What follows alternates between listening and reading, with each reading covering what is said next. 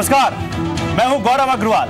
देश की सबसे बड़ी अदालत यूपी के एक मंत्री के खिलाफ एफआईआर दर्ज करने का आदेश देती है, लेकिन मंत्री जी बेधड़क रैली करते हैं, रैली में लोगों को संबोधित करते हैं और उनकी रैली में सीएम अखिलेश भी आते हैं। तो क्या यह हम मान लें कि यूपी में कानून के राज का मतलब यही है कि एक मंत्री जिसके खिलाफ गैंगरेप की एफआईआर है वो खुलेआम घूम रहा है? अखिलेश यादव कैसे यूपी के लोगों को सुरक्षा की गारंटी दे सकते हैं जब सुप्रीम कोर्ट के आदेश पर पुलिस एक मंत्री को गिरफ्तार तक नहीं कर सकती? सवाल यह भी है कि क्या यह सारा खेल वोटिंग हो जाने तक खेला जा रहा है? बात चुनावों में हो रही बयानबाजी की भी करेंगे और बात करेंगे कि लोगों को बुनियादी सुविधाओं की बजाय नेता हवा में बात करते नजर क्यों आ रहे हैं? कानून व्यवस्था, रोजगार, बिजली, सड़क, पानी, यूपी में मुद्दे क्यों नहीं हैं? मेरे साथ इस पर बात करने के लिए ग्रैंड पैनल है और हम खुद गायत्री प्रजापति और राजेंद्र चौधरी को भी इस डिबेट में जोड़ने की कोशिश करेंगे।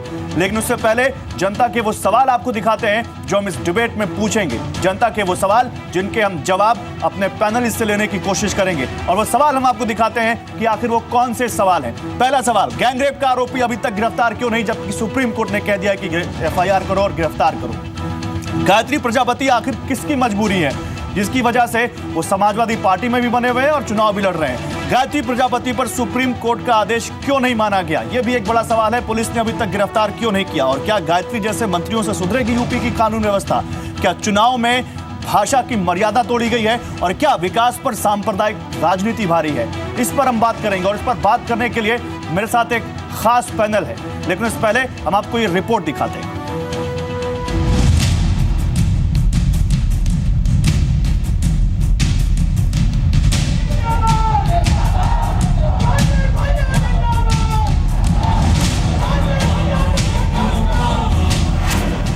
नाम है गायत्री प्रजापति।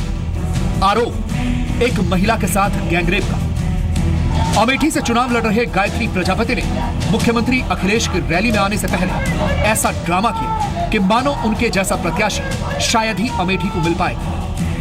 अखिलेश यादव आए लेकिन उन्होंने गायत्री प्रजापति को लेकर कोई बयान नहीं दिया। अब सवाल यह है कि क्या अखिलेश गायत्री प्रजापति को बचा रहे हैं? गैंगरेप का आरोपी अभी तक गिरफ्तार क्यों नहीं? गायत्री प्रजापति आखिर किसकी मजबूरी है? गायत्री प्रजापति पर सुप्रीम कोर्ट का आदेश क्यों नहीं माना गया? क्या गायत्री जैसे मंत्रियों से सुधरेगी यूपी की कानून व्यवस्था? ये कुछ ऐसे सवाल हैं जो आज हम अपनी बिग स्टोरी बिग डिबेट में पूछ रहे हैं। वहीं यह सवाल भी है कि क्या चुनाव में भाषा की मर्यादा भूली जा रही है? तो इस सदी के बड़े महानायक से कहेंगे कि अब आप गुजरात के गधों का प्रचार मत करिए। ये दोनों आतंकवादी हैं, नरेंद्र मोदी और अमित शाह, दोनों आतंक पैदा कर रहे हैं लोकतंत्र में। क्या चुनाव में भाषा की मर्यादा तोड़ी गई? क्या विकास पर सांप्रदायिक राजनीति भारी है?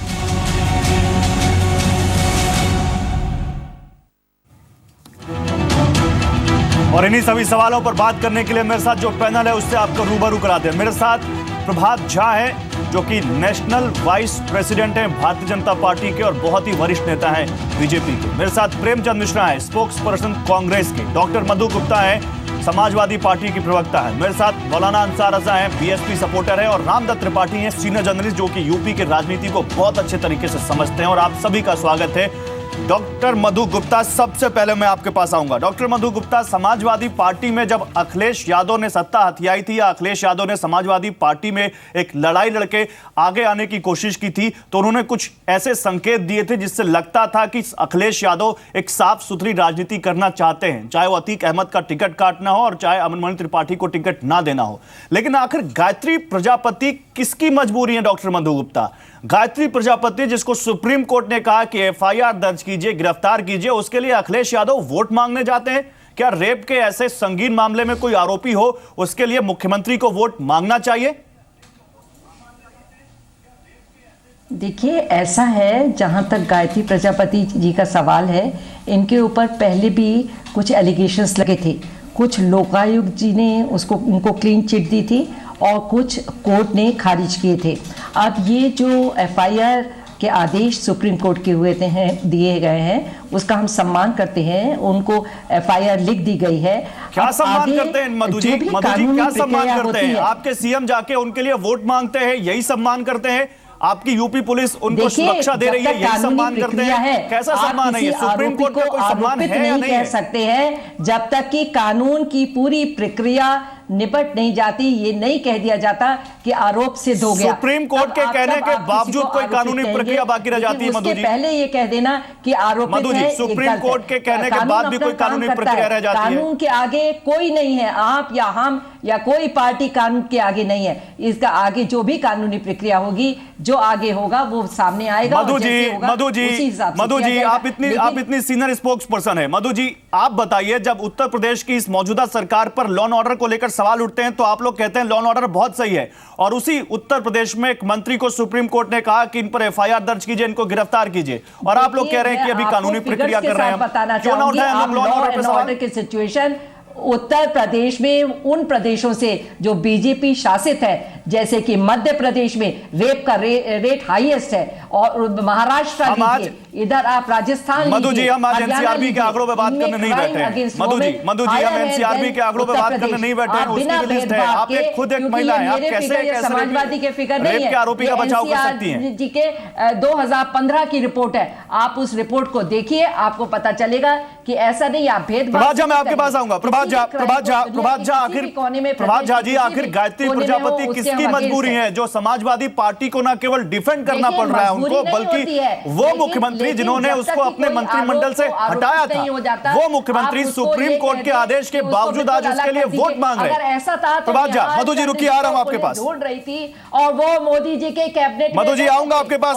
मुझे लगता है लेकिन आपको बोलने के लिए कुछ और ज्यादा लॉजिक लाने चाहिए यहाँ पे। मधु जी रुकिए, मधु जी रुकिए, गोली से मार दिया, आपने क्यों नहीं बोला? मधु जी रुकिए, मधु जी रुकिए, मैं आ रहा हूँ। ये दोनों तरीके से देखिए, तो ये देखिए बहुत से नेता है जो पेरोल पे छूटे इलेक्शन लड़ रहे हैं। तो अगर I agree Madhu ji, I agree. मैं जानता हूं कि बहुत सारी पार्टियों में बहुत सारे नेता हैं, लेकिन आज गायत्री प्रजापति की बात हो रही है। आप एक से दूसरे को जस्टिफाई मत कीजिए। Hold on, I will come to you. Hold on Madhu ji, Madhu ji रुकिए, मधु जी रुकिए, मधु जी रुकिए। प्रभात झा बोलिए। देखिए गौरव जी, इससे शर्मनाक बात क्या हो सकती है कि गौरव जी, सुप्रीम कोर्ट को कहना पड़ रहा है जो काम उत्तर प्रदेश पुलिस का है वो सुप्रीम कोर्ट को कहना पड़ रहा है कि FIR लॉन्च करिए।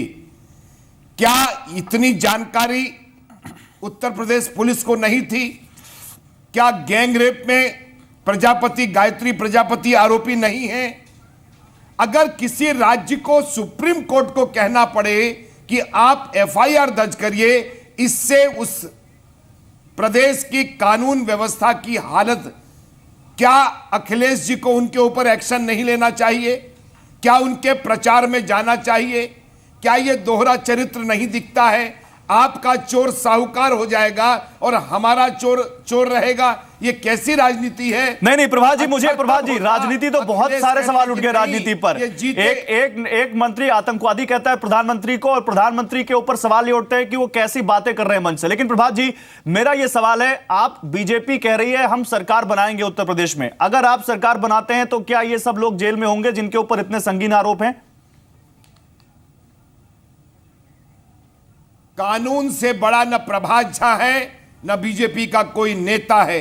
अगर गैंग रेप के आरोपी हैं और सुप्रीम कोर्ट ने कहा है FIR दर्ज करो, वो सारी कानूनी कार्रवाई उन लोगों के खिलाफ होगी जो जनता में कानून व्यवस्था तोड़ते हैं। कानून व्यवस्था की क्या शपथ ली होगी गायत्री प्रजापति ने? क्या उस शपथ को तोड़ नहीं रहे हैं? हमें तो अच्छा नहीं लगता कि हम लेकिन प्रभात जी, मैं सवाल अगर बीजेपी अगर इस स्थिति में आती है तो मैं सवाल आपसे 11 मार्च को भी पूछूंगा, लेकिन मैं एक दर्शकों को गायत्री प्रजापति का बयान सुनाना चाहता हूं। वो कैसे, जब उनसे पत्रकार, जब मीडिया उनसे पूछ रही है कि सर आपके बारे में आप क्या कहेंगे, आप जेल में क्यों नहीं है, तो देखिए वो कैसे डिफेंड कर रहे हैं। प्रभात जी, आपको स्पेशली सुनना चाहिए वो कैसे अपने आप को डिफेंड कर रहे हैं, उसके बाद हम इस बात पे आएंगे। जो भाजपा के प्रदेश अध्यक्ष हैं, जिनके ऊपर इतने मुकदमे हैं, उनसे पूछा जाए 14 मुकदमे, क्या वो तुरंत जेल चले गए थे? पुलिस ने उनको जेल भेज दिया था। और माननीय अमित शाह जी जो राष्ट्रीय अध्यक्ष है जो उनको कह रहे हैं, क्या उनके खिलाफ जितने मुकदमे हुए और कई साल बाद बरी हुए, वो तो जेल में भी थे। गायत्री प्रजापति तो आज तक बचपन से जेल नहीं गया है सिर्फ मुलायम सिंह के आह्वान पर गरीबों को न्याय दिलाने के लिए जेल भरो आंदोलन में गया है। प्रभात जी, सीधा सवाल वो आपके प्रदेश अध्यक्ष से लेकर राष्ट्रीय अध्यक्ष तक पर सवाल उठा रहे हैं, मुझे ही क्यों टारगेट किया जा रहा है? गायत्री प्रजापति क्योंकि एक गरीब है, एक छोटे संप्रदाय से आता है, इसलिए मुझे टारगेट किया जा रहा है। पूरी अमेठी की रैली में और लगातार वो ये कहते रहे कि मुझे टारगेट किया जा रहा है। उनके पास इसके अलावा कोई चारा नहीं है। केशव मौर्य के ऊपर कौन सा ऐसा मुकदमा है जो बताएं जिसमें सुप्रीम कोर्ट ने या किसी आदेश कोर्ट ने कहा हो, या पुलिस को सरकार तो गायत्री प्रजापति जी आपकी है, क्यों नहीं केशव मौर्य को जेल में भेज दिया आपने?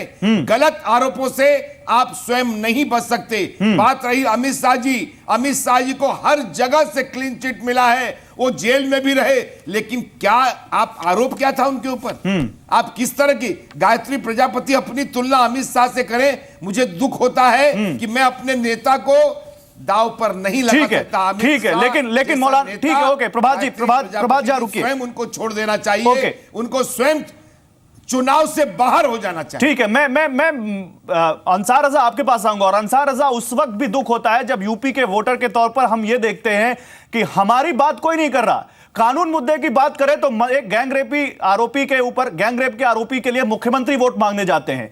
जब हम बात करें मुद्दों की तो बात होती है कि प्रधानमंत्री आतंकवादी है। जब हम बात करें मुद्दों की तो कहा यह जाता है कि शमशान और कब्रिस्तान की बात गिनाई जाती है। क्या हो रहा है मौलाना अंसार रजा उत्तर प्रदेश के चुनाव में, और क्या मुख्यमंत्री को इतने संगीन आरोपी के लिए वोट मांगना चाहिए?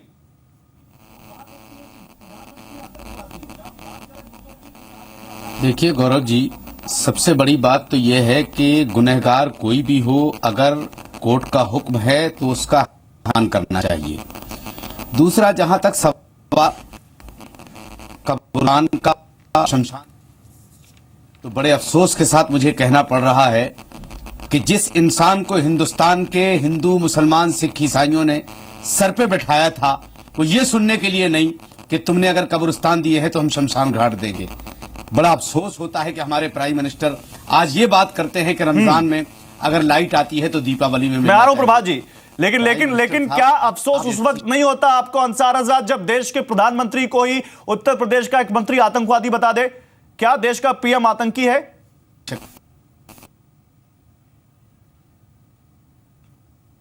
अंसार रजा, आप तक मेरी आवाज आ रही है? को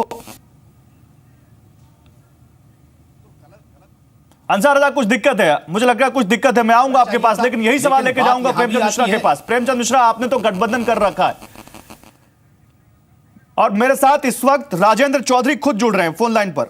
राजेंद्र चौधरी जी, स्वागत है आपका जी मीडिया पर, जी बिजनेस पर। राजेंद्र चौधरी जी, आप तक मेरी आवाज आ रही है? हाँ, आ रही है। राजेंद्र जी, आपने भरी प्रेस कॉन्फ्रेंस में देश के प्रधानमंत्री को आतंकवादी बता दिया। आप एक वरिष्ठ हैं, आप एक मंत्री पद पर हैं, क्या आपको लगता है ये कहीं से भी जायज है? प्रधानमंत्री जी जिस तरह की बात कर रहे हैं, उससे जो लोकतांत्रिक व्यवस्था है वो आतंकित होती है। वो मतदाताओं को आतंकित कर रहे हैं, वो चुनाव को आतंक में बदल रहे हैं। इसलिए जो सर, किस तरह आतंक कर रहे हैं? आप आतंकी से तुलना कर देंगे प्रधानमंत्री की? आपको लगता है कि एक जिम्मेदार नागरिक और एक मंत्री होने के बावजूद आपकी ये भाषा कहीं से भी जायज थी? मतलब आप बैठे माइक के सामने तो कुछ भी कह दें सर? वो ये आतंकवाद से कम है क्या? राजनीति में जो आतंकवाद है, लोकतंत्र में जो आतंकवाद है, जो जिस तरह से चुनाव चल रहा है, उस चुनाव को जिस तरह से अपहरण करने की कोशिश की जा रही है, उसे मिसलीड कर रहे हैं, आंकड़ों गलत बता रहे हैं। अच्छा, मुझे ये बताइए राजेंद्र जी, मुझे ये बताइए, ये कौन सा लॉ एंड ऑर्डर है कि आपके एक मंत्री को सुप्रीम कोर्ट कहता है जेल के अंदर डालिए और आपके मुख्यमंत्री वोट मांगते हैं? ये कौन सा आतंकवाद है, जरा बताइए। कहाँ डाल दिया जेल में? कहाँ जेल पर है? कहाँ है जेल पर? सुप्रीम कोर्ट ने क्या कहा है गायत्री प्रजापति के लिए? उनके खिलाफ रिपोर्ट के लिए कहा है, तो रिपोर्ट है, वो रिपोर्ट हो गई, उसकी जांच होगी। उनको गिरफ्तार नहीं करेंगे आप लोग? जो भी कानून है उससे सजा मिलेगी। कहाँ जेल में डाल दिया? कहाँ उन्हें सजा हो गई? प्रभात झा, मैं आपको लाना चाहूंगा यहाँ पर। प्रभात झा, राजेंद्र चौधरी साफ, राजेंद्र चौधरी आप रहिए मेरे साथ, मैं आप ही के पास आ रहा हूं। प्रभात झा साफ कह रहे हैं कि राजनीति में आतंकवाद फैला रहे हैं।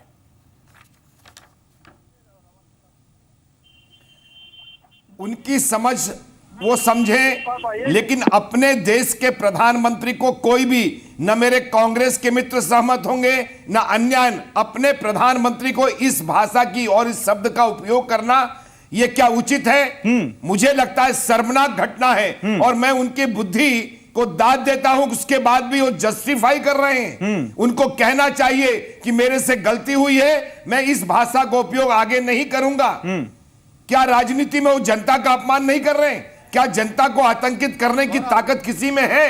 क्या सपा आतंकित कर सकती है?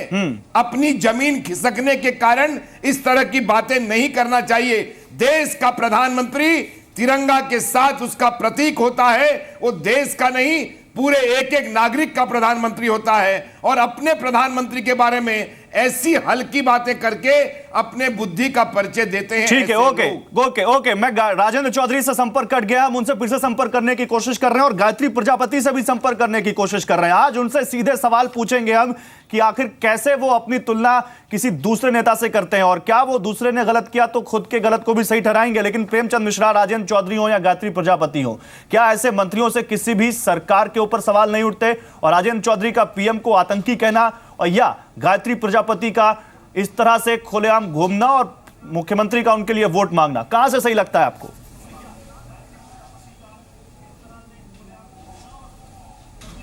देखिए गौरव जी, आप यूपी चुनाव में जब से प्रचार अभियान शुरू हुआ है, एक चीज आप देखेंगे कि चूंकि बीजेपी की तरफ से प्रधानमंत्री स्वयं मुख्य कैंपेनर हैं, तो जो भाषा का प्रयोग हो रहा है कहीं न कहीं आप देखेंगे कि दोनों तरफ से उस शालीनता का, जो राजनीतिक शालीनता का है, कहीं न कहीं अभाव दिख रहा है।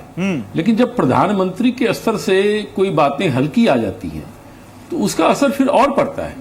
अगर समाजवादी पार्टी से या दूसरे दल से कोई राज्य स्तर का नेता कुछ अगर उसके मुंह से निकल गया हो, और इसका यह मतलब नहीं कि प्रधानमंत्री के लेवल से भी बात निकली। प्रधानमंत्री श्मशान और कब्रिस्तान की बात कर रहे हैं, प्रधानमंत्री भी कई बिल्कुल व्यंग ऐसे करते हैं जो हल्का लगता है, तो उनके स्तर से मेल नहीं खाता है। तो राजनीति में या पब्लिक लाइफ में ये गिरावट है कि जो ऊंचे पदों पर बैठे लोग हैं वो कहीं न कहीं प्रेमचंद मिश्रा, गुजरात के गधों का प्रचार ना करें अमिताभ। प्रेमचंद मिश्रा,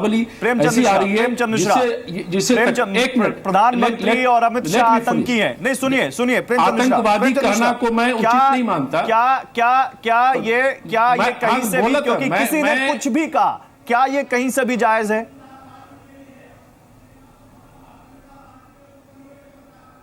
प्रधानमंत्री को आतंकवादी या आतंकी कहना, मैं उससे सहमत नहीं हूं। लेकिन यह बात सच है कि प्रधानमंत्री के स्तर से जो बातें आ रही हैं, जो शब्दावली रोज सुनने को मिल रहा है, वो उस पद के गरिमा के अनुरूप नहीं है। प्रधानमंत्री की तरफ से शालीनता बहुत अच्छी बात है सर, बहुत अच्छी बात है। प्रेमचंद मिश्रा, मुझे अच्छी लगती है आपकी बात की, कई बार आप ईमानदारी वाली बातें करते हैं, लेकिन अब एक ईमानदारी वाला जवाब और दीजिए। प्रेम जी, रामदत्त जी आ रहा हूं आपके पास। प्रेम जी एक ईमानदारी भरा जवाब और दीजिए।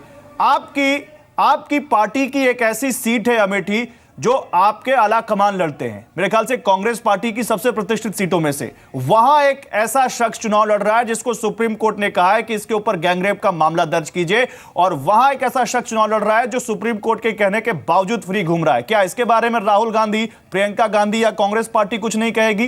क्या ऐसे लोगों को समर्थन देगी कांग्रेस पार्टी? गौरव जी, कांग्रेस पार्टी ने हमेशा से कानून का और कोर्ट का सम्मान किया है।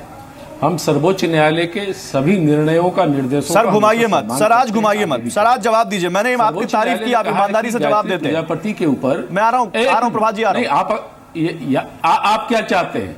आपने सवाल किया तो सुन तो लीजिए। आप बहुत देर के बाद मेरे पास आए हैं, लेट मी फिनिश, मुझे पूरा करने दीजिए। सर्वोच्च न्यायालय कहा है कि एफआईआर दर्ज करो, सर्वोच्च न्यायालय कह रही है कि आप इन पर कानूनी कार्रवाई की, यही कहा है ना। तो उस कार्रवाई में क्या उत्तर प्रदेश की पुलिस या उत्तर प्रदेश का प्रशासन कहीं रुकावट डाल रहा है? क्या चुनाव के समय सर्वोच्च प्रशासन जो है वो चुनाव आयोग की देखरेख में है। यह चुनाव आयोग का दायित्व बनता है कि इस पूरे अभियान में जब तक कि काउंटिंग पूरा नहीं हो जाए, गायत्री प्रजापति को कोर्ट से बेल मिल गई है। प्रेमचंद जी, प्रेम जी, गायत्री प्रजापति को कोर्ट से बेल मिल गई है। सुप्रीम कोर्ट ने कहा है गिरफ्तार मत करो, गायत्री प्रजापति का आरोप बहुत हल्का है। आखिर ऐसा कौन सा आधार है जिस वजह से गायत्री प्रजापति को गिरफ्तार नहीं किया जा रहा है? पुलिस है, और आप कांग्रेस पार्टी के होने के बावजूद, क्योंकि गठबंधन में है इसलिए समाजवादी पार्टी के ऐसे लोगों को डिफेंड करेंगे? ऐसे नहीं, सुनिए, कानून सबके लिए बराबर है ना, किसी एक केवल गैर भाजपा दलों के लिए है क्या कानून के नजर में बीजेपी के भी लोग उतने ही समान इक्वली रिस्पॉन्सिबल हैं। तो मुझे बताइए, बीजेपी का कोई ऐसा कैंडिडेट बताइए जिसके ऊपर सुप्रीम कोर्ट ने कहा और वो बाहर हो। मैं प्रभात झा से आपके सामने अभी इसी वक्त सवाल पूछूंगा। आपको नहीं, मैं अभी तुरंत प्रभात झा से वो सवाल पूछूंगा जो आप कह रहे हैं। आप मुझे एक कैंडिडेट बताइए उत्तर प्रदेश में जिसके ऊपर सुप्रीम कोर्ट ने कहा कि एफआईआर दर्ज कीजिए और वो चुनाव लड़ रहा हो। मैं अभी प्रभात झा जी से वो सवाल पूछूंगा। एफआईआर सुप्रीम कोर्ट के निर्देशों का सम्मान होना चाहिए और यह काम चुनाव आयोग का है, क्योंकि पुलिस प्रशासन और सामान्य प्रशासन दोनों जब तक चुनाव समाप्त नहीं हो जाती प्रक्रिया तब तक वो चुनाव आयोग के अंदर में है। उस पर अखिलेश जी का अभी नियंत्रण नहीं है, इसलिए समाजवादी पार्टी को किसी ऐसे मामलों में दोषी ठहराना। सर, आप तो बिहार से आते हैं और सबको मालूम है बिहार से कैसे एक बाहुबली सांसद को भी पटना से बिहार से तिहाड़ ट्रांसफर किया गया। सर, क्यों पार्टियां इस तरह की बातें करती हैं जो बाद में उन्हीं को उस पर यू टर्न लेना पड़े? मैं प्रभात जी 1 मिनट में आ रहा हूं। रामदत्त जी बहुत देर से बैठे हुए, उनसे एक सवाल ले लूं। रामदत्त जी, चाहे गायत्री प्रजापति हो, चाहे आपके समाजवादी पार्टी के अरुण वर्मा हो, रविदास मेहरोत्रा हो और अब राजेंद्र चौधरी हो, क्या एक के बाद एक तमाम मंत्रियों पर समाजवादी पार्टी के जो आरोप लग रहे हैं और जिस तरह की यहां पे दलीलें दी जा रही हैं कि सुप्रीम कोर्ट ने कहा तो एफआईआर दर्ज हो गई, एफआईआर दर्ज होने के बाद क्या सारी जिम्मेदारी तय हो गई यहां पर रामदत्त जी, या लगता है आपको कि नहीं, कहीं ना कहीं गायत्री प्रजापति के लिए मुख्यमंत्री को तो कम से कम नहीं जाना चाहिए था? कम से कम वो ये पोर्ट्रे करते कि नहीं, जिस तरह से अतीक अहमद का टिकट काटा, जिस तरह से मुख्तार अंसारी को पार्टी में शामिल नहीं होने दिया, उसी तरह गायत्री प्रजापति को वो एंडोर्स नहीं करते। देखिए, मुख्यमंत्री को क्या करना है नहीं करना है ये उनका विवेक है, लेकिन जहां तक ये गायत्री प्रसाद प्रजापति का मामला है, इसमें कोई दो राय नहीं कि वो एक कंट्रोवर्शियल व्यक्ति हैं। मुख्यमंत्री ने एक बार उनको कैबिनेट से निकाला था, फिर वापस रखा। जाहिर है कि उन पे 2 तरह का दबाव हो सकता है। एक तो ये कि वो ओबीसी कैटेगरी से आते हैं, दूसरा ये हो सकता है कि वो मुलायम सिंह जी के पुराने सहयोगी हैं। लेकिन जहाँ तक ये मामला है, इसमें मैंने अभी देखा था इंटरनेट पे, सुप्रीम कोर्ट ने ये कहा है कि एफआईआर दर्ज करके 8 हफ्ते में एक्शन टेकन रिपोर्ट कोर्ट में पेश की जाए। तो उसमें कम से कम एक तो गिरफ्तारी की बात नहीं, दूसरे ये मामला जो है वो कोई महिला है चित्रकूट की जो कारपोरेटर थी और गायत्री प्रसाद प्रजापति के साथ वो समाजवादी पार्टी जाती आती थी। उनका कहना था कि उन्होंने ठेका दिलाने का वादा किया था, उन्होंने उनको कुछ पद दिलाने का वादा किया था और वो चैनल के माध्यम से उन्होंने किया, इस मामले का खुलासा किया। नॉर्मली अगर पुलिस एफआईआर नहीं लिखती तो सीजीएम के यहाँ जाना चाहिए, हाई कोर्ट जाना चाहिए। अब ये मामला सुप्रीम कोर्ट में गया है तो मुझे लगता है पुलिस को जवाब देना पड़ेगा सुप्रीम कोर्ट में। दूसरी बात यह है कि जो क्रिमिनल हैं, अभी आपने देखा कि मुख्तार अंसारी जेल में थे और तमाम दूसरे ऐसे अपराधियों को कोर्ट जब पैरोल देती है चुनाव लड़ने के लिए, तो ये जब इस देश का कानून है कि जो जेल में है वो भी चुनाव लड़ सकते हैं। और जब तक फाइनल कन्विक्शन नहीं होता तो एक सेकंड तो बिना ड्यू प्रोसेस ऑफ लॉ के ये अगर उनको गिरफ्तार करना नहीं करना चाहिए। ठीक है रामदत्त जी, फिर ठीक है, ये एक टेक्निकल मामला हो सकता है।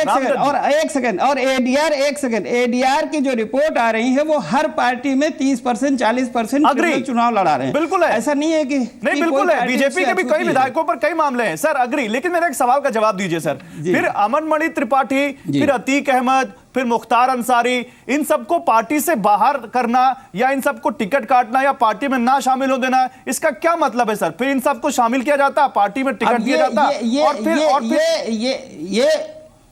ये दोहरा मानदंड क्यों मुख्यमंत्री अपना रहे हैं या क्या मजबूरी है, इसकी सफाई मुख्यमंत्री देंगे। लेकिन मैं ये कह रहा हूं सिर्फ इतना कि एक तो सुप्रीम कोर्ट ने गिरफ्तारी का आदेश नहीं दिया है, दूसरे ये 3 साल पुराना मामला है, वो जवाब देंगे। दूसरे अभी तक कोई कानून न तो पार्लियामेंट ने बनाया न सुप्रीम कोर्ट ने कि जिन पे क्रिमिनल केसेस चलिए आपका ही सवाल लेके जाता हूं मैं। जो जेल में है उनको पैरोल दे रही, अदालत उनको पैरोल दे रही है, उनको पैरोल नहीं देनी चाहिए ना जो जेल। ठीक है, चलिए आपका भी एक वैलिड पॉइंट है। प्रभात झा जी, आपका सवाल आपके पास आता हूं, लेकिन मधु गुप्ता जी, ये दोहरा मानदंड क्यों अपना रहे हैं मुख्यमंत्री? कि दोहरा मापदंड क्यों अपनाया जा रहा है? ये नहीं, दोहरा मापदंड नहीं है, ये पुराना केस है। और जैसे मैंने पहले भी कहा, कुछ एलिगेशंस और भी थे जिन पर कुछ पे क्लीन चिट मिली, कुछ की सीआईडी में खारिज किए गए, कानूनी प्रक्रिया है। जो उनके ऊपर एफआईआर लॉन्च करने का था, एफआईआर लॉन्च हो गई। अब आप कहें कि उनको बंद कर दीजिए, उनको आउट कर दीजिए, जब तक कि आरोप आरोपित ना हो जाए, कानून अपना काम ना कर ले, आप कैसे कह सकते हैं कि उनको आउट ऑफ द वे कर दीजिए? तो फिर ऐसा नहीं हो सकता कि एक के लिए मापदंड अलग हो, दूसरे के लिए अलग हो। आप जानते हैं बीजेपी में क्या हुआ था, निहाल चंद जी का जो ढूंढती रही पुलिस, और मिले कहां? मोदी जी की क्यों नहीं शामिल होने दिया पार्टी में? क्यों आपने? जी, क्योंकि वो एक नहीं, बहुत सारे मुद्दे थे जो चीफ मिनिस्टर साहब ने खुद उनको देखा, समझा कि वो सही नहीं है, जो उनके लिए ठीक नहीं था वो ठीक नहीं है। ये बड़ी चल रहा है, जो टीवी का व्यूअर है ना मैम, प्रोसेस में कानूनी जो टीवी का व्यूअर है, यूपी की जनता है, उसको इतना बेवकूफ मत समझिए। कृपया बताइए, उसको बताइए आखिर क्या मुद्दे थे, क्या आधार था? देखिए, मुख्यमंत्री की खुद की एक बहुत क्लीन इमेज है। 2012 का आप चुनाव देख लीजिए, बहुमत की सरकार इसीलिए बनाई थी कि कुछ लोगों को उन्होंने टिकट नहीं दिए थे, इनको टिकट दे दिया गया प्रजापति जी को। बाद में ये सब एलिगेशंस लगा रहे हैं। अब ये तो कोई नहीं कह सकता कि ये किसी आज ही प्रियंका गांधी के कहने पर अखिलेश यादव ने जान के करे जा रहे हैं या अनजाने में कर रहे हैं या कोई पार्टी इम्प्लांट कर रही है, अनलेस प्रूव्ड ये नहीं कह सकते हैं आप। इसीलिए देखिए, किसी भी बड़े से बड़े मर्डरर को भी उसको टाइम दिया जाता है उसको प्रूव करने के लिए अपनी बात। आप ये कैसे कह सकते हैं कि एफआईआर की? मेरा तो सीधा सवाल है, जबकि सुप्रीम कोर्ट ने कहा है 2 महीने का टाइम दिया है। मैम, मेरा तो एक सीधा सवाल है, किसी के लिए भी, किसी भी मुख्यमंत्री के लिए सारे मापदंड एक होने चाहिए। अगर अतीक अहमद बाहर है तो गायत्री प्रजापति का भी टिकट कटना चाहिए, बस। एक है, अपनी तरीके से है। मुख्यमंत्री का ये प्रिविलेज होता है, उसका अपना डिसीजन होता है कि क्या ठीक है क्या नहीं। राजनीति में ये उनका अपना डिसीजन है। ठीक है प्रभात जी। देखिए, मैं मधु जी, एक बात आपने कही कि अखिलेश जी कितने क्लीन इमेज है। मनमोहन सिंह जी की भी बहुत क्लीन इमेज थी, लेकिन जनता ने उस क्लीन इमेज को पूरी तरह से वॉश आउट कर दिया, पूरी तरह से काली पोत दी और कहा जनादेश आपको नहीं देंगे। अखिलेश जी अगर गायत्री प्रजापति जैसे लोगों से घिरे रहेंगे और उन्होंने कहा एफआईआर दर्ज कर दीजिए, कोई बात नहीं, आपने कर दिया, आप प्रचार करने तो नहीं जाइए उनकी इसमें। एक तरफ आप क्या करते हैं, दोहरा चरित्र क्यों अपनाते हैं? इसलिए लोगों को लगता है कि कानून व्यवस्था में पूरी तरह से सपा उलझी हुई है। उत्तर प्रदेश में आई तो वह पूरी तरह से फिर खराब करेगी। अभी हमारे प्रेमचंद जी मिश्रा जी ने कहा कि प्रधानमंत्री जी बोलते हैं, क्या प्रधानमंत्री जी उन्होंने ये कहा है कि एक मिनट, खाली कब्रिस्तान बनाइए, खाली शमशान बनाइए, ईद मनाइए? उन्होंने ये कहा है, और मैं आज चैनल्स पर देख रहा था, आम जनता कह रही है कि उन्होंने समभाव से, एक भाव से, कि कानून सबके लिए, अगर ईद पर बिजली है तो दिवाली पर बिजली होनी चाहिए, अगर होली पर बिजली है तो रमजान पर भी होना चाहिए, अगर कब्रिस्तान का विकास हो तो शमशान। इसमें गलत क्या है? क्या समभाव से सबका साथ, सबका बिजली आती है तो क्या होली पे बिजली नहीं रहती है? ये कहने का मतलब क्या है? नहीं प्रभात जी, नहीं रहती, तभी तो कहा गया है। प्रधानमंत्री क्या ये कहना चाह रहे थे कि उत्तर प्रदेश में दीपावली में बिजली नहीं रहती है? इसीलिए कहा गया है में बिजली नहीं रहती है क्या? इसीलिए नहीं, होली में बिजली नहीं रहती है क्या? कांग्रेस को लगा है। कहकर आप जो ध्रुवीकरण की बात करते हैं ना, नहीं, निश्चित तौर पर नहीं रहती है। प्रधानमंत्री कभी और ये नहीं रहना चाहिए। नहीं करते, दोनों ही पर्व में बिजली की आवश्यकता होती है। अगर इस देश का प्रधानमंत्री अगर ये बात कहते हैं तो गलत क्या है इसमें? इनसे एक सवाल है मेरा, आंख से क्यों देख रहे हैं? सुनिए, आपसे मेरा एक सवाल है, आप ये बता दीजिए कि जहां एक तरफ राहुल गांधी और अखिलेश यादव उत्तर प्रदेश में शिक्षा की बात करते हैं, रोजगार की बात करते हैं, डेवलपमेंट की बात करते हैं, वहां प्रधानमंत्री आके स्मशान की बात करते हैं, आप मारकाट की बात करते हैं, आप हिंसा की बात करते हैं। ये प्रधानमंत्री का एजेंडा क्या यही रह गया? चलिए, मैं आप लोगों को जरा एक बयान सुनाना चाहता हूं। प्रधानमंत्री का ही बयान है जिस पे हम लोग बात कर रहे हैं। जरा दर्शकों को वो बयान सुना दें, फिर आप लोगों के पास आ रहा हूं। सुना देते हैं क्या कहा। उसके बाद प्रेमचंद मिश्रा आपके पास आऊंगा पहले, फिर प्रभात जी आऊंगा आपके पास। गांव में अगर कब्रिस्तान बनता है तो गांव में श्मशान भी बनना चाहिए। अगर रमजान में बिजली मिलती है तो दिवाली में भी बिजली मिलनी चाहिए। अगर होली पे बिजली मिलती है तो ईद पर भी बिजली मिलनी चाहिए। भेदभाव नहीं होना चाहिए। आपको याद होगा, हमारे साथियों ने कभी कभी टीवी देखा होगा, क्या एक गधे का विज्ञापन आता है। बताओ गरीब लोगों, किसान भाइयों, एक गधे का ज्ञापन आता है, विज्ञापन।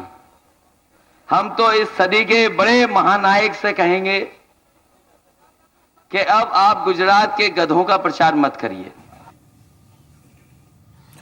प्रेमचंद मिश्रा, मैं गधे वाली बात पे तो बाद में आऊंगा, आपके सवाल पूछूंगा आपसे, लेकिन जो प्रधानमंत्री ने कहा इसमें कहां उन्होंने कहा कि एक वर्ग को मिलनी चाहिए, दूसरे को नहीं मिलनी चाहिए, और अल्पसंख्यकों का इस देश के संसाधनों पर पहला हक है, ये किसने कहा था? जरा बताइए जरा हमारे व्यूअर्स को।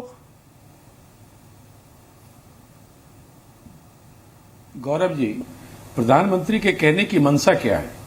क्या दीपावली में बिजली नहीं जाती है? क्या होली में बिजली नहीं दी जाती है? मनमोहन सिंह की भी मंशा बताइएगा। क्या साबित कर रहे हैं कि केवल दीपावली और उसमें बिजली दी जाती है?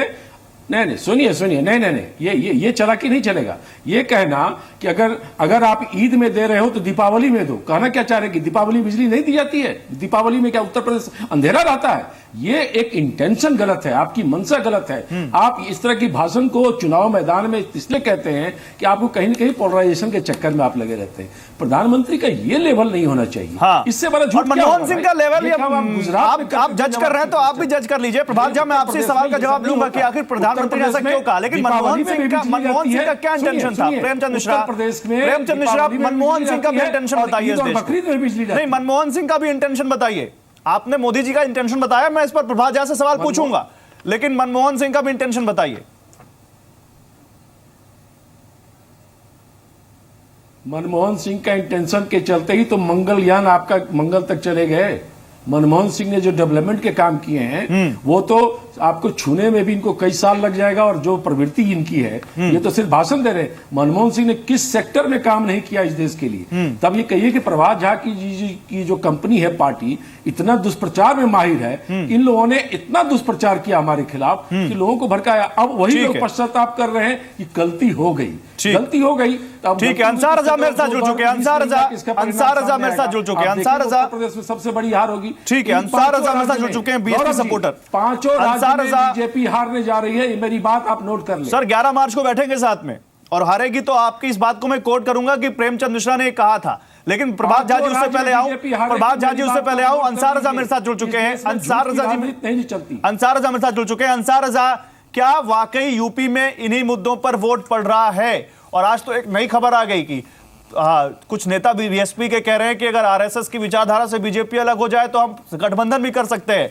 तो क्या वाकई यूपी में एक नई राजनीतिक खिचड़ी पकनी शुरू हो गई है? देखिए गौरव जी, ये बीएसपी में तो मेरे ख्याल से मुमकिन नहीं है। हाँ, ये अलग बात है कि मुलायम सिंह यादव ये बात कह चुके हैं कि हमारी भाषा और सीमा हमारी बीजेपी से मिलती है, तो ये आप वहां बात करें। ये तो जो बीएसपी का मालिक है वो साफ तौर पे क्लियर कर चुका है, उसके आगे किसी चीज की गुंजाइश नहीं है। मेरी आवाज कट गई थी, आवाज में नहीं मिल पाई। प्रभात जी से हमने एक सवाल किया था कि क्या प्राइम मिनिस्टर को जेवा देता है इस तरह से छोटी मोटी बातें करने का? वो हिंदुस्तान के वजीर आजम है, क्या उनको जेवा देता है ये जरा सी चीजों पर टिप्पणी करके मजाक उड़ाना किसी का, या किसी के बारे में छोटे मोटे आदमी का जवाब देने के लिए प्रधानमंत्री नहीं है। प्रधानमंत्री को जवाब देना चाहिए पाकिस्तान जैसे मुल्क को जो हमारे जवानों को मार रहा है, जवाब वहां देना चाहिए। उत्तर प्रदेश के लोगों को खाली पब्लिक मीटिंग में जाकर के इस तरह से बात करना, उस तरह से बात करना, यह प्रधानमंत्री का ओहदा नहीं है। प्रधानमंत्री को चाहिए पाकिस्तान को मुंह तोड़ जवाब दे, वहां जवाब देना चाहिए। यहां क्या आप अखिलेश यादव के पीछे पड़े हैं? अखिलेश यादव क्यों चाहते हैं उनके पीछे ना पड़े? आसमान का फर्क है। आप क्यों चाहते हैं? शान नहीं अखिलेश यादव, आप क्यों चाहते हैं? वो अमित शाह दे लेंगे। अंसार रजा क्यों चाहते हैं आप प्रधानमंत्री यूपी में ना बोले? कोई डर है इस बात का? हम इसलिए चाहते हैं कि वो देश के प्रधानमंत्री हैं, बीजेपी के नहीं है। अब उन्हें बीजेपी का प्रचार नहीं करना चाहिए, उनको देश की बात करनी चाहिए, देश के संविधान की, देश के लोगों की सुरक्षा की बात करनी चाहिए। आप जिनके प्रधानमंत्री उन्हीं को आप बुरा भला कह करके आ रहे हैं, किसी को पप्पू कह रहे हैं, किसी को ये कह रहे हैं। प्रभात झा जी जवाब दे दीजिए, प्रभात झा जी जवाब दे दीजिए। हालांकि ऐसा तो हुआ नहीं कि कभी किसी प्रधानमंत्री ने अपनी पार्टी के लिए वोट ना मांगे हो, लेकिन प्रभात जी जवाब दे दीजिए। देखिए, इन्हीं सब भाषाओं से लगता है कि आज इन पार्टियों की हालत उत्तर प्रदेश में क्या हो गई है। क्या ये भूल जाते हैं कि देश के प्रधानमंत्री ने किस पार्टी का प्रचार किया था? क्या वो अपनी पार्टी का प्रचार नहीं करेंगे? नहीं प्रभात जी, प्रचार करिए, पाकिस्तान पर हमला प्रभात जी प्रचार करिए, लेकिन सवाल प्रचार करने का नहीं है। प्रभात जी, प्रधानमंत्री ने होली, दिवाली और ईद, शमशान और कब्रिस्तान, ये मुद्दा क्यों उठाया? मैं इसका उत्तर दे रहा हूं गौरव मैं इसका उत्तर, क्या यह बात कहना अगर बिजली नहीं मिल रही है लोगों को और भेदभाव नहीं होना चाहिए, वोट की राजनीति नहीं, नागरिकों के लिए बिजली होती है, और इस तरह से बात करके अगर उन्होंने कहा है कि कब्रिस्तान का विकास, शमशान का भी विकास होना चाहिए, अगर होली पे बिजली देते हो तो ईद पर भी बिजली चाहिए, गलत क्या है? गलत कोई नहीं बता रहा, बस एक बात पकड़ रहे हैं कि प्रधानमंत्री जी कुछ देश को बोलते हैं तो उनको फीडबैक मिला है कि किस आधार पर उत्तर प्रदेश के प्रशासन में निर्णय होते हैं, उत्तर प्रदेश का शासन किस तरह से निर्णय लेता है, उसके भेदभाव निर्णय पर प्रहार किया गया है, और इसलिए ये सब नाराज हो रहे हैं और कह रहे हैं प्रधानमंत्री जी को ऐसा नहीं बोलना चाहिए। लोगों को एक झूठ बोला है। जब मनमोहन सिंह जी ने कहा था कि इस देश के पहले ही पसंद होने चाहिए प्रधानमंत्री ने जो कहा, सुनिए ना, उस पर पहला हक ईद में बिजली दी जाती है, तो क्या दीपावली में बिजली नहीं रहती है क्या? प्रधानमंत्री जी की जो मान्यता है उसके कारण नहीं, आप गलत बोल रहे हैं। मैं जो कह रहा हूं उसका जवाब दीजिए, मेरे प्रश्न का जवाब दीजिए। नहीं, मेरे प्रश्न का जवाब दीजिए। क्या दीपावली में बिजली नहीं दी जाती है उत्तर प्रदेश में? सुनिए ना, नहीं, ऐसे मत बोलिए, आप जवाब दीजिए। क्या दीपावली में बिजली नहीं रहती है? क्या ईद में सिर्फ बिजली दी जाती है और दीपावली में बिजली काट दी जाती है? प्रधानमंत्री क्या कहना चाह रहे थे? ऐसे नहीं बोलिए, गलत बयानी प्रधानमंत्री के स्तर से लगातार हो रहा है। वो झूठ बोल रहे हैं और झूठ की राजनीति कर रहे हैं, और उनके भाषण से लगता है कि घबरा चुके हैं, उनको समझ में आ गया कि उत्तर प्रदेश में बुरी हाल हो गई है, पंजाब में एक एमएलए आपका नहीं जीतने जा रहा है। आप क्या बात कर रहे हैं? आपकी घबराहट के चलते आप देश की जनता को झूठ परोस रहे हैं। मैं जो पूछ रहा हूं उसका जवाब दीजिए। क्या उत्तर प्रदेश में दीपावली के दिन बिजली काट दी जाती है? 44% इसका जवाब दीजिए ना। क्या होली में बिजली नहीं रहती है? आप कहना क्या चाह रहे हैं? आपके कहने का इंटेंशन है कि आप ध्रुवीकरण करते हैं, आप एक वर्ग के मतदाताओं को भड़काते हैं। यहाँ हमारे पत्रकार महोदय बैठे हैं, उनसे सवाल का जवाब लीजिए। क्या उत्तर प्रदेश में बिजली के बांटने में भी भेदभाव होता है? प्रधानमंत्री से इससे बड़ा झूठ देश को उम्मीद नहीं थी कि ऐसे झूठ बोलेंगे। निश्चित तौर पर इसका जवाब क्यों नहीं दे रहे? क्या दीपावली में बिजली काट दी जाती है? उत्तर प्रदेश में ठीक है, प्रेमचंद मिश्रा में प्रेमचंद मिश्रा रुकिए, रामदत्त जी, अब दिवाली पर बिजली कम आती है या ईद पर बिजली ज्यादा आती है, ये तो अब आगे जज किया जाएगा, लेकिन ऐसा है कि चुनाव के वक्त बिजली जरूर ज्यादा आती है सर। ऐसा है कि जब कोई खास किसी पार्टी का कार्यक्रम, सरकार में शामिल पार्टी का कार्यक्रम है, तो उस पर्टिकुलर जगह पर बिजली ज्यादा आती है सर, ये तो आप भी मानेंगे। और ऐसा है कि जब चुनाव आता है तो उससे पहले 6000 घोषणाएं 6 घंटे में की जाती हैं सर, ये तो आप भी मानेंगे सर। नहीं, आपकी बात सही है। बहुत सारे लोगों को इस बात पे भी ऐतराज़ होता है कि साहब रोज़ा अफ्तार क्यों होता है गवर्नर हाउस में और तमाम मंत्रियों के यहाँ, ये सब है ऐतराज़। लेकिन जहाँ तक बिजली वाली बात है, तो अभी मैं आ रहा था तो उत्कर्ष सिन्हा एक सीनियर जर्नलिस्ट हैं, उन्होंने एक आंकड़ा अभी दिया है कि ईद के दौरान 13,400 मेगावाट बिजली की सप्लाई थी और दिवाली के दौरान 15,400 मेगावाट सप्लाई थी। तो उससे तो लगता है कि नहीं थी। एक नगर विकास विभाग में भी मैंने पूछा था कि भाई क्या स्मशान के लिए आपने कितना पैसा दिया, तो उनका कहना था कि 270 करोड़ रुपए। और एक वाकया मैं बताता हूँ, मैं अभी गांव गया था जहां प्रधानमंत्री जी ने भाषण दिया, उसी के पास रहने वाले, तो हमारे पड़ोस में एक टाउन एरिया को 1 करोड़ रुपया स्मशान के लिए दिया गया और पता चला कि सब खा गए, वो बेच के खा गए। तो ये हालत है करप्शन की यहाँ इस देश में। मुख्य बात यह है कि उत्तर प्रदेश के चुनाव में इस बार डेवलपमेंट एक मुद्दा था, रोजगार एक मुद्दा था, और ये प्रधानमंत्री जी को क्यों ऐसा इनपुट मिला, क्या जरूरत पड़ी कि उन्होंने फिर से एक कम्युनलाइजेशन, वो भी गांव में। देखिए हमारे यहाँ गांव में इस तरह से कम्युनल स्थिति नहीं है, गांव में इस तरह का कम्युनल मुद्दा उठाना मुझे लगता है कहीं ना कहीं, या तो सर आपको क्या लगता है, सर आपको क्या लगता है केवल एक ही पार्टी कम्युनलाइजेशन कर रही है या पोलराइजेशन के पीछे सारी पार्टियां भाग रही है और उत्तर प्रदेश का मुद्दा गायब? नहीं, वही मैं बता रहा हूं कि वही मैं बता रहा हूं कि एक तरफ तो बहुजन समाज पार्टी के नेता दलित मुस्लिम गठजोड़ की बात कर रहे हैं और तमाम मामलों में समाजवादी पार्टी के लोग भी मुस्लिम मतों की बात कर रहे हैं, मीडिया के लोग भी। मुझे लगता है कि प्रधानमंत्री जी का जो राजनीतिक मकसद मुझे लगता है कि एक बार फिर से हिंदुत्व की भावना उभारना और मुसलमानों को कंफ्यूज करना, डिवाइड करना सपा और बसपा में, ये एक राजनीतिक मकसद से दिया गया बयान है। क्योंकि इसके पहले प्रधानमंत्री जी विकास को, रोजगार को और सारी बात करें तो उस पर हमें देखना चाहिए कि नीयत क्या है। और ये एक बहुत मैं समझता हूं कि इसमें कोई दो राय नहीं ठीक कि है। प्रधानमंत्री जी को मालूम है कि लोकसभा चुनाव उन्होंने हिंदुत्व पे जीता था ठीक और है। वो चाहते हैं कि इस बार भी हिंदुत्व की भावनाएं चलिए, ठीक भड़के है, इधर, ठीक है। और मुसलमान जो है वो ठीक है सर, इसी मुद्दे को आगे बढ़ाते हुए प्रभात झा जी आपके पास आ रहा हूं, लेकिन इसी मुद्दे को आगे बढ़ाते हुए यूपी का सबसे बड़ा मुद्दा है law and order.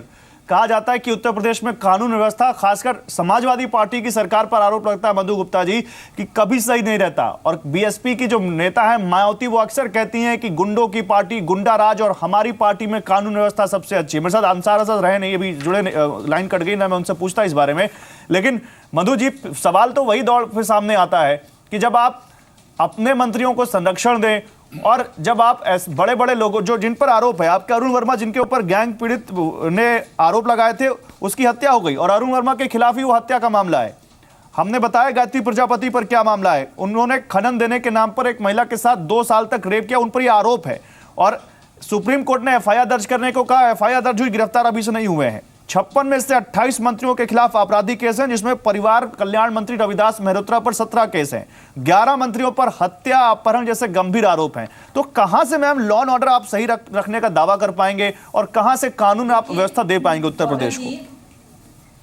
Gaurav ji, आप 2 मुद्दे बुला रहे हैं।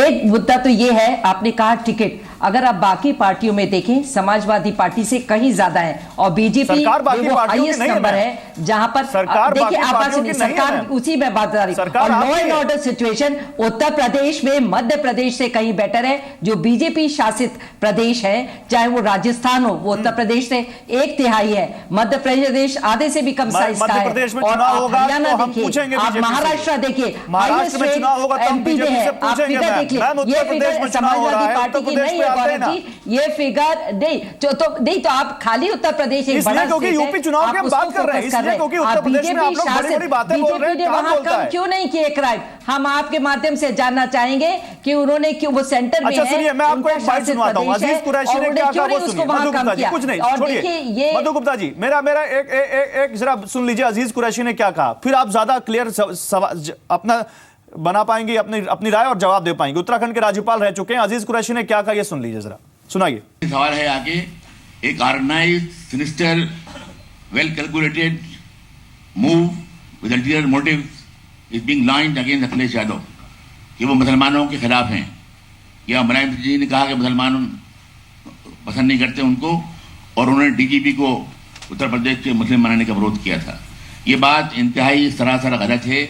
मैं आपसे ये बात व्यक्तिगत रूप से कहना आया हूँ। डीजीपी का सवाल था कि जब मैं गवर्नर था उत्तराखंड का, उस जमाने में मैंने एक इन डीजीपी के बारे में बात की थी अखिलेश यादव से, मुख्यमंत्री से, और मैंने कहा था कि उत्तर प्रदेश की परंपराएं हैं कि जहाँ एक जमाने में मुस्लिम डीजीपी भी था और मुस्लिम चीफ सेक्रेटरी भी था, इसलिए तुम जगह खाली हो रही है, अगर एक मुस्लिम को डीजीपी बनाओगे अच्छा उसका असर होगा। अखिलेश ने वायदा किया कि मैं पूरी तरह गौर करूंगा। उसके बाद जब बनने का सवाल आया तो उसके 2 हफ्ते पहले फिर मिला उनसे मैं, और उसके बाद 1 हफ्ते बाद फिर मिला के ये अखिलेश ने कहा मैंने दिखवा लिया है। हालांकि सीनियरिटी में 30 नंबर है उनका, लेकिन उनका रिकॉर्ड इतना अच्छा है कि मैं उनको डीजीपी बनाऊंगा, ये मेरा आपसे वायदा है। अखिलेश यादव में तमाम लोग मौजूद हैं सेकुलरिज्म के, तो मुलायम सिंह जी में थे। और जहां तक मुस्लिम विरोध का सवाल है, मैं पूरी जिम्मेदारी से बात करना चाहता हूं कि Akhilesh Yadav is more pro Muslim than Mulayam Singh Yadav in action and in thought in process. अब कौन बात कर रहा है हिंदू मुस्लिम की, मधु गुप्ता जी? अब कौन बात कर रहा है कि 13वें नंबर पर एक सीनियरिटी में अधिकारी, उसको बुला के उठा के डीजीपी बना दिया आपने?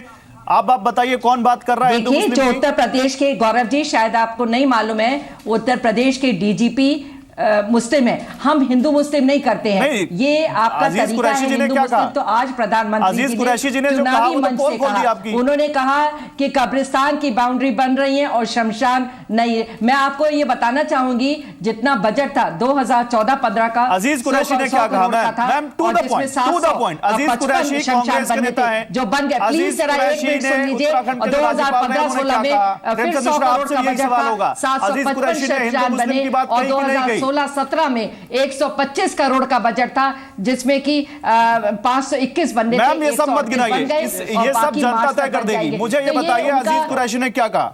मैम अजीज कुरैशी ने क्या कहा हिंदू मुस्लिम की बात वो कर गए कि नहीं कर गए? आपके लिए वोट मांगने आए थे। देखिए, प्रेमचंद मिश्रा आ रहा हूं। असलियत में देखिए, कुछ लोग हो सकते हैं इधर उधर, दोनों, मैंने पूरी बात सुनाई भी नहीं थी, लेकिन इधर उधर मैं बात नहीं, हम समाजवादी पार्टी की बात कहते हैं। हमारे डीजीपी मुस्लिम डीजीपी थे, ये आपको मालूम है। हमारे 13वें नंबर पर थे, सीनियरिटी में 13वें नंबर पर थे। आपको शायद गौरव जी यहाँ का मालूम नहीं है कि कौन डीजीपी था, कौन अभी चीफ सेक्रेटरी, उसके बाद जब वो रिटायर हुए हैं दूसरे चीफ सेक्रेटरी बने हैं, दोनों मुस्लिम है। मुझे सब मालूम है, मुझे सब मालूम है, और मैं भी उत्तर प्रदेश से ही बिलोंग करता हूं। मैं, मुझे मत बताइए। प्रेमचंद मिश्रा, तो वाजा, 1 मिनट में आ रहा हूं। प्रेमचंद मिश्रा, आप कौन हिंदू मुस्लिम की बात कर रहा है? अजीज कुरैशी कौन है? अजीज कुरैशी ने क्या बात कही और इसका क्या मतलब निकाले? प्रेम जी, उत्तर प्रदेश के चुनाव की बाइट है जो सुनाई हमने। गौरव जी, अजीज कुरैशी जी ने जो कहा, आप उसको गलत डायरेक्शन पे क्यों ले जा रहे हैं? आप जिस इशू को आप पकड़ रहे हैं कि जो 13वें नंबर पे सीनियरिटी में था, उसके बनाने की सिफारिश की गई। सर, अजीज कुरैशी ने क्या कहा? अरजीत पटेल, उनकी बात का मतलब बता दीजिए बस। अजीज कुरैशी की बात का मतलब बता दीजिए। मैंने सुनिए, ये आप लोग में यही गड़बड़ी है। नहीं, जो ही कोई गड़बड़ी हम में है, छोड़ दीजिए गड़बड़ी, बीच में काटने सर, गड़बड़ी छोड़ दीजिए। चैनल के अजीज कुरैशी ने क्या कहा? योर चैनल नहीं, देखिए आपका चैनल पॉलिटिकल चैनल नहीं है। आप सर, किस प्रधानमंत्री, हम पॉलिटिकल बात कर रहे हैं सर, हम पॉलिटिकल डिबेट कर रहे हैं सर। अजीज कुरैशी ने क्या कहा? क्या सभी सीनियरिटी में लेकर रखा है? ये चीफ मिनिस्टर का विशेषाधिकार है कि वो किसे डीजीपी बनाए, किसे चीफ सेक्रेटरी बनाए। क्या बात कर रहे हैं? नहीं तो ठीक है, बिल्कुल अधिकार है, लेकिन अजीज कुरैशी किस, मैं चीफ मिनिस्टर के ऊपर सवाल नहीं उठा रहा। प्रेमचंद मिश्रा, मेरे सवाल को टालिए मत, मैंने चीफ मिनिस्टर पर सवाल नहीं उठाया। अजीज कुरैशी की बात का मतलब पूछ रहा हूं मैं। चीफ मिनिस्टर ने क्या किया, उनका क्या डिस्क्रिप्शन है, मैं इस पर सवाल नहीं उठा रहा हूं। वो 13वें नंबर पर नहीं, 130वें नंबर से किसी इंसान को उठा के बना दे, ये उनका हक है। लेकिन अजीज कुरैशी क्या बात कर रहे हैं? अजीज कुरैशी जी ने कोई गलत बात नहीं कही। उन्होंने अपना एक सुझाव रखा और उनके ऊपर विचार है जिस रखने के लिए गवर्नर पद नहीं, उन्होंने हिंदू मुस्लिम नहीं किया। वो अपना रिकमेंड कर सकते हैं, वो उनकी सोच हो सकती है। लेकिन नहीं सुनिए, उन्होंने अब वे उनकी सोच है, ये उनकी सोच है। तक इस चुनाव में आप इन बयान को अगर जोड़ते हैं, हाँ। तो आपको वो देखना चाहिए कि अखिलेश यादव जी और राहुल गांधी जी ने जो एजेंडा रखा है वो हमारा मुख्य एजेंडा है। हम उस पर काम कर रहे हैं, सबको साथ लेकर चलेंगे। प्रभात जी, आपके पास आते हुए करना है और डेवलपमेंट की बात करना है। ठीक है, हम उस डेवलपमेंट प्रभात जी, क्या डेवलपमेंट की बात हो रही है? किसानों की कर्जा की माफी की बात कर रहे हैं। 30 महीने से प्रधानमंत्री हैं। नहीं सुनिए, 30 महीने से प्रधानमंत्री हैं, आप कर्जा माफी के लिए कौन रोक रहा है भाई? आप यूपी में सरकार बनेंगे तभी आप कर्जा माफ करेंगे। आप चाहे आज कर सकते हैं। आप जवाब देते हैं, माफ किया किसानों का कर्जा? जवाब देते हैं, प्रभात जी से जवाब देते हैं। प्रभात जी, जवाब दे दीजिए। आपने मध्य प्रदेश में नहीं किया, आपकी विश्वसनीयता क्या है? आपने कहीं कुछ नहीं किया, आप सिर्फ जुमलेबाजी करते हैं और लोगों को ठगते हैं। प्रभात जी, जवाब दीजिए, किसने रोका हुआ है आपको कर्जा माफ करने के लिए? हमने कुछ नहीं किया, उसके बाद भी जनादेश हमको मिला है और आपने बहुत कुछ किया, आपको जनता ने बाहर कर दिया। प्रेमचंद जी, नाराज मिला है, गुस्से से मत मिले, लोग पहचान गए। अरे लोग पहचान गए, जब से लोग पहचान गए ना, तब से आपको जनादेश नहीं मिल रहा है। अरे आप बिहार में हारे, दिल्ली में हारे, इन 5 राज्यों में आप हारने जा रहे हैं। बीच में नहीं बोला, 5 राज्य में आप हारेंगे। क्या प्रधानमंत्री को 11 मार्च के बाद इसकी जिम्मेदारी लेकर हटाएंगे आप लोग? हमें तो यह भी पता है कि आरएसएस ने तय कर रखा है कि परिणाम आने के बाद ही मोदी हटाए जाएंगे। ये भी चर्चा है पर नहीं बैठे। आरएसएस सर, अच्छी बात है, आप लोग अपनी पार्टी से ज्यादा दूसरे के बारे में जानते हैं। बात करते हैं। नहीं, गौरव जी, अपराध की बात करते हैं ये लोग। 13 प्रभात जी बोलिए, प्रभात जी को बोलने दीजिए। प्रेमचंद मिश्रा, राज्य में कानून प्रेमचंद मिश्रा, प्रभात जी की बात पूरी हो जाए। ये सच्चाई है, उनको क्या बात कर रहे हैं? क्रिमिनलाइजेशन तो बीजेपी करती है, अपराधियों को संरक्षण देने वाली पार्टी। प्रेमचंद मिश्रा रुकिए, प्रभात जी की बात पूरी हो जाए। आदमी राष्ट्रीय अध्यक्ष Premchand Mishra, okay, you made your point. Prabhat ji, आखिर क्यों नहीं कर पाए आप लोग कर्जा माफ? देखिए प्रेमचंद जी, ज्यादा जोर से आप कर्जा माफ तो हमने किया था और हम करेंगे, ये बात प्रधानमंत्री जी ने शिक्षा, विकास, बिजली, पानी, 72,000 करोड़ कांग्रेस ने किया था। और आपने क्या कहा? और यही कर्जा किसानों का 1 लाख करोड़ रुपए का हिसाब नहीं दिया बोल रहे हैं केंद्र सरकार ने उत्तर प्रदेश को जितने पैसे दिए हैं, अगर आज तक किसानों उसका के लिए हिसाब नहीं दिया गया। तो आप जनता में 32 महीने से प्रधानमंत्री हैं, किसने रोका है किसानों को कर्जा माफ वोट की राजनीति करते हैं, भेदभाव करते हैं, और वोट के लिए क्या नहीं किया आपने उत्तर प्रदेश में, इसलिए आपको जनता हटा रही है। और आप जिस साइकिल पर बैठे हैं उस पर आपकी हालत और बुरी होने वाली है। और ये 11 मार्च को प्रेमचंद हम तुमसे मिलेंगे और बात करेंगे, आमने सामने बात करके करेंगे। ठीक है, ठीक है, ठीक है, सिरोधारी करना पड़ता है। ठीक है। आज आपकी हालत कितनी पतली हो गई, उत्तर प्रदेश में आपको कैरियर पर बैठना पड़ रहा है। इससे दुर्भाग्य कांग्रेस का क्या हो। ठीक है सर, ठीक है, ठीक है, मतलब यहाँ पर साफ है। पंजाब में आप किसके साथ बैठे हैं, कश्मीर में किसके साथ बैठना पड़ा? रामदत्त जी, okay, Prem ji, Prem ji, okay, Prem ji, okay, Prem ji, okay, Prem ji, okay, आपने गठबंधन किया है। प्रेम जी, ओके। रामदत्त जी, इसका ये बात माने कि उत्तर प्रदेश में पर्सनल अटैक ज्यादा हो रहे हैं, दूसरी बातें बहुत हो रही हैं, लेकिन मुद्दों की बात नहीं हो रही, चाहे कोई पार्टी हो। देखिए, ऐसा है, 3 चरण का चुनाव हो चुका है। हाँ। और वास्तविकता यह है कि कोई भी कंफर्टेबल नहीं है, अपनी जीत के प्रति कोई भी आश्वस्त नहीं है, न सपा, न बसपा, न भाजपा। और इसीलिए मुझे लगता है अब अगले दौर में इस तरह की बातें और ज्यादा होंगी, और ज्यादा आरोप प्रत्यारोप और भावनाएं भड़काने की बातें मुझे लगता है और ज्यादा होंगी। ठीक है, ठीक है, बहुत बहुत बहुत शुक्रिया सर आपका, आप सभी लोगों का बहुत शुक्रिया। हालांकि प्रेमचंद मिश्रा इस डिबेट में भी अपने जीतने का दावा कर गए, लेकिन रेप के आरोपी का समर्थन क्यों, इसका सवाल का जवाब अभी तक नहीं मिल पाया। ना कांग्रेस दे पाए, ना कांग्रेस के रिप्रेजेंटेटिव दे पाए, ना समाजवादी पार्टी की प्रवक्ता दे पाए। सवाल यह है कि मुख्यमंत्री अगर कुछ कहते हैं तो उनको करके निभाना भी चाहिए, और अगर किसी एक को किसी आधार पर पार्टी से बाहर किया गया, टिकट काटा गया, तो दूसरे का क्यों नहीं, आखिर मजबूरी क्या, ये भी जवाब नहीं दे पाए यहाँ पर समाजवादी पार्टी की प्रवक्ता नहीं दे पाई। लेकिन हम बिग स्टोरी बिग डिबेट को वाइंड अप करें, हम उससे पहले आपको ये दिखाना चाहते हैं कि वाकई कैसे उत्तर प्रदेश के चुनाव में पर्सनल अटैक और दूसरे के ऊपर तमाम तरह के आरोप प्रत्यारोप का सिलसिला किस तरह से चरम पर है, बजाय मुद्दों की बात के। देखिए, बीएसपी का नाम ही बदल गया है, अब वो बहुजन समाज पार्टी नहीं रही है। बहुजन तो सिर्फ बहन जी में समेट गया, अक्षर वही है, जगह बदल गई, अब वो बहुजन बहन जी बन गया, और पूरी पार्टी बहन जी संपत्ति पार्टी बन गई। श्री नरेंद्र मोदी भी अपनी पार्टी को प्रदेश की सत्ता पर काबिज करने के लिए यहाँ इस प्रदेश को अपना माँ बाप बताकर, वे खुद को प्रदेश का गोद लिया हुआ बेटा बताकर, तथा यहाँ की जनता को अपना मालिक, वे खुद को उसका सेवक आदि भी बताकर कितनी भी नई नई ये नाटकबाजी आदि क्यों ना कर लें, तो भी प्रदेश की जनता या इनके लोकसभा चुनावी वायदा खिलाफी से व इनकी नोटबंदी से भी दुखी होकर अब इस चुनाव में इनको कतई भी अपना आशीर्वाद देने वाली नहीं है।